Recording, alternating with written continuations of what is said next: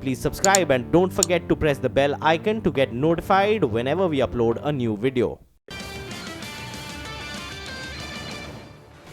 Welcome back. You're watching Power Breakfast on CNBC TV 18. Now, the government has proposed to merge the three state-run banks. That's Bank of Baroda, Dena Bank, as well as Vijaya Bank. They're likely to be merged to create what would be the third largest bank in the country, following SBI and ICICI Bank.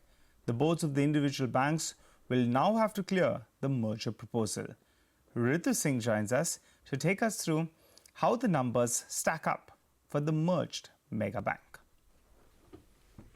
It will be the third largest bank, and it's win some and lose some. Largely Dena Bank is the one that stands to gain most from this merger, given that it is the weakest bank amongst the three that are proposed to be merged.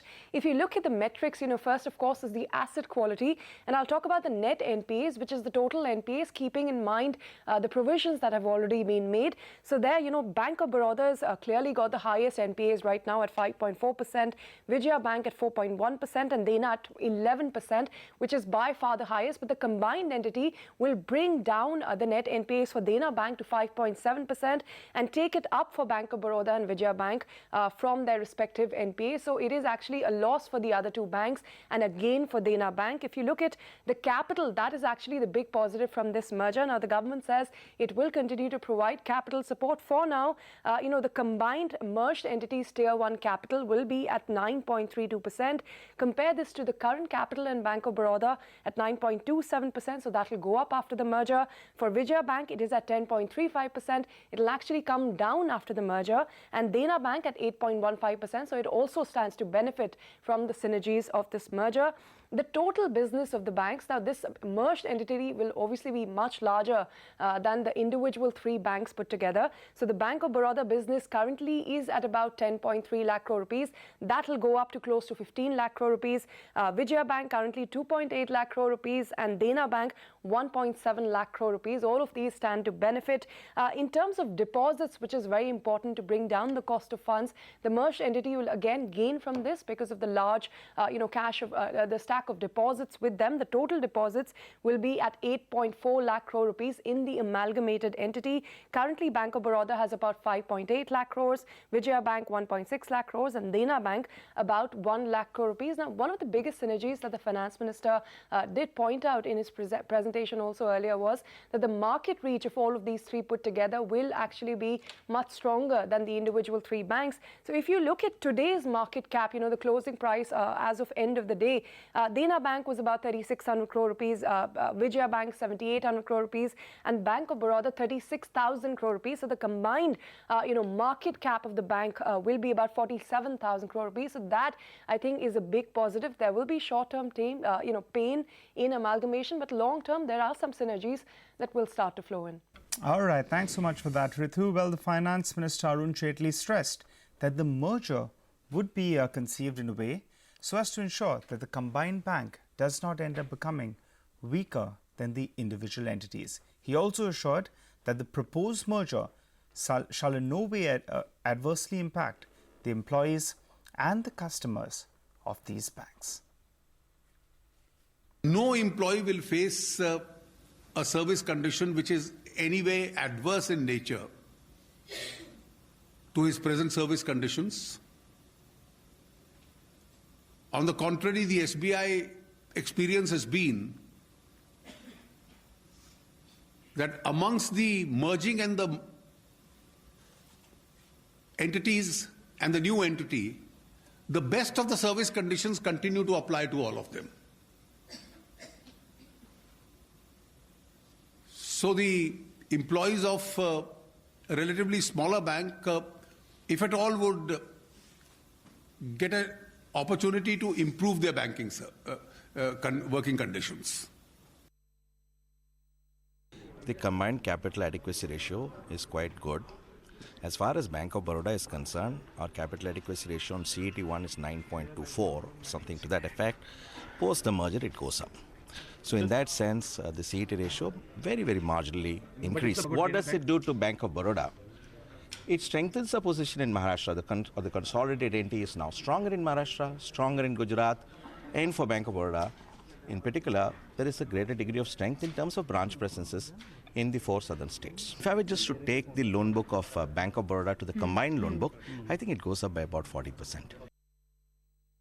Okay, but immediately, what are the synergies you see? Of course, the geographical print, you're more present in the south. The other two banks are more north-based, Gujarat-based. Do you anticipate some rationalization of branches? What will be the immediate synergies that come out of the merger? Not immediately. First, we will take board's approval for deciding on further course of action. You all have the same technology platform, I believe. Yeah, we are in Finacle. Well, Lata Venkatesh now joins in. Lata, decode the merger proposal for us. Is it a good move? And moreover, what do you make of the timing of this announcement? Well, good for government, bad if you are a minority shareholder of one of the stronger banks, Bank of Baroda and Vijaya Bank. Well, but first the positives. BOB is too large to be hurt by Dena Bank. As we know, its net NPA will go up from 5.4 to 5.7. As a compensation, its Tier 1 capital goes up a few notches, about 40 basis points.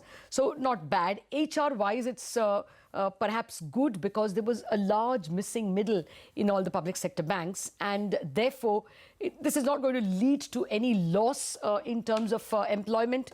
At the same time, some positions for which you don't have enough talent could be used more optimally between these banks, and maybe you can even argue there is better negotiating power when these banks come together, because Vijaya and Dena were really too tiny to control whether you were as good as Vijaya or as bad as Dena. Your negotiating power and bargaining power with clients was always poor, and therefore to that extent you're strengthening. And of course there'll be some rationalization of common branches in areas, especially because Dena and BOB are from the same area.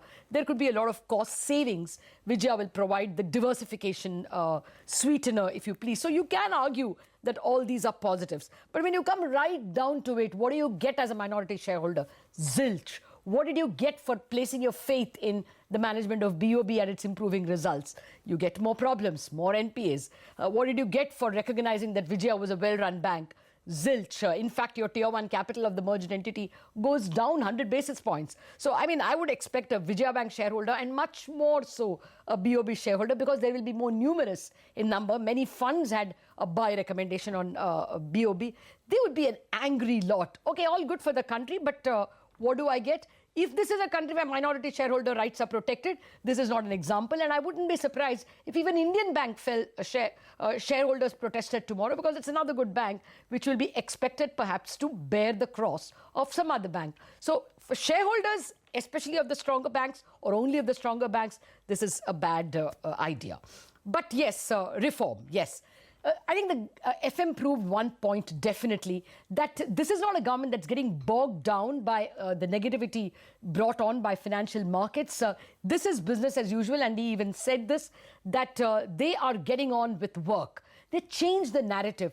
Until today, all that you spoke about was what is the new low of the rupee, what is the new low of the Nifty Bank, what is the new high for bond yields. They have changed the narrative. This is a reform government. However diluted your definition of reform, they've changed the narrative for the moment, and that certainly counts as a victory. As well, everybody will agree that consolidation ultimately had to come. What would you do with 26 banks? They got reduced to 20 with SBI merging the babies, and now they will get reduced to 18, which is all good. But can you use the word reform for it? I mean, reform would be when the boards decide that we think it's a commercially sensible merger. At the moment, it is dictated Soviet style. I think reform is a very strong word.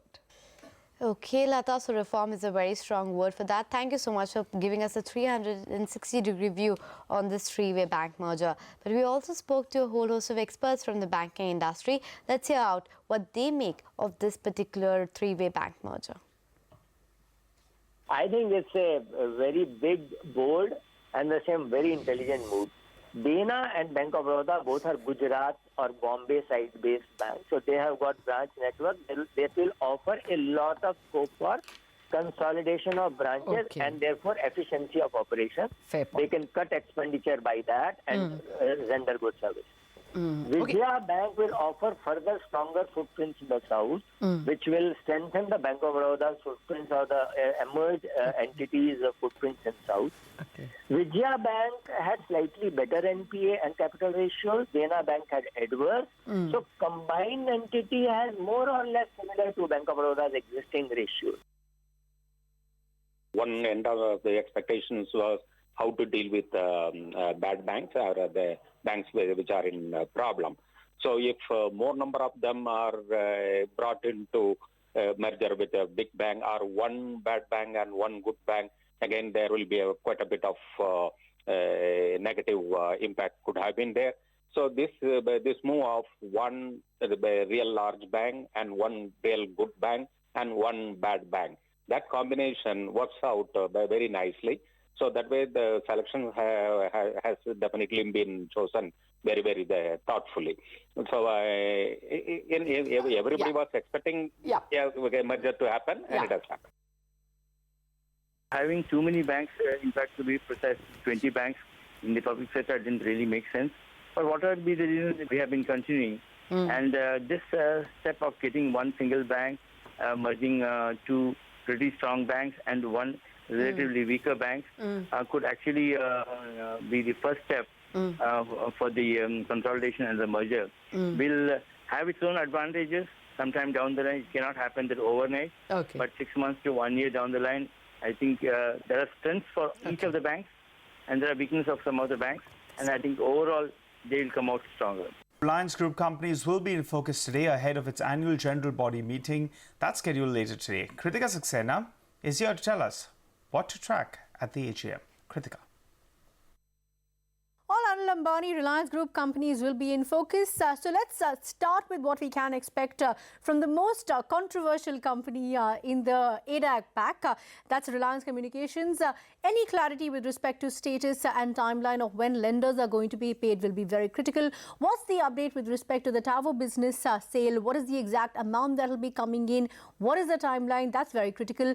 What's the exact update and timeline on the spectrum sale? There were some hiccups with respect to the spectrum sale to Jio going through at all. What's the exact amount? A lot of incomplete questions are very critical. And of course, the settlement with Ericsson is going to be very important. Now, Reliance Infra has just sold a significant chunk of its Mumbai power business to Adani. So the business that is left, what exactly is the scalability? They have spoken to CNBC TV18 already, but it's important to understand the kind of margin benefit that they are going to communicate to shareholders.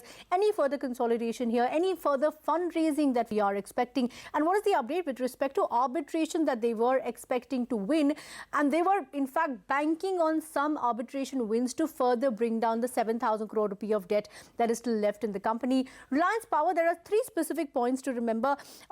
They have won a $56 million arbitration award against an Indonesian mine, so it'll be important to see when that amount is coming in. What's the impact of that? Update on recent power purchase agreement signed, and what's the outlook and demand portfolio looking like? And of course, the conversation with the Andhra Pradesh government on surrendering 2,600 acres of land in lieu of bank guarantee. So that's as far as the first half of the day is concerned. In the second half, it's going to be about the financial companies, so Reliance Communication, Reliance Capital, Reliance Home Finance, and Reliance Nippon Life. So 3 points here. Reliance Capital needs to give an exact breakup of its verticals. What is the amount that they're getting in per business? What's the scalability? Update on Reliance General Insurance IPO since the DRHP was filed in October 2017 is just a month till that lapses. So are they going to go ahead with this? Are they going to refile? And what's the update with respect to demerger of the health insurance business, because RBI had rejected that? So any clarity on that will be very critical. Of course, Reliance Home Finance and Reliance Nippon Life is going to be chaired by Anmol Ambani. So that'll be interesting to watch.